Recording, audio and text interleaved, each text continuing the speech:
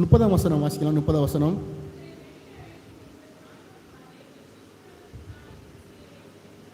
இப்போ யார் கேட்குறான்? சிறைச்சாலைக்காரனே கேட்குறான்.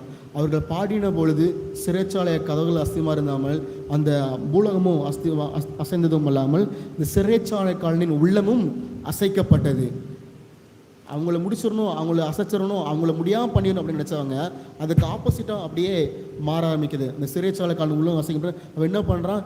நான் இந்த அசையாத அஸ்திபாரம் மேல் நீங்கள் எப்படி அசையாமல் இருக்கீங்களே, நீங்கள் ஒன்றும் ஆகாமல் இருக்கீங்களே, நீங்கள் எப்படி இவ்வளோ ஸ்ட்ராங்காக இருக்கீங்க, நீங்கள் இவ்வளோ கஷ்டங்கள் வந்தும் இவ்வளோ பாரங்கள் வந்தும் எப்படி அசையாமல் இருக்கீங்க, அந்த மாதிரி நான் வரணும். அந்த அசையாத கண்மலை எனக்கு வேணும், நாங்களும் அசையாமல் இருக்கணும்.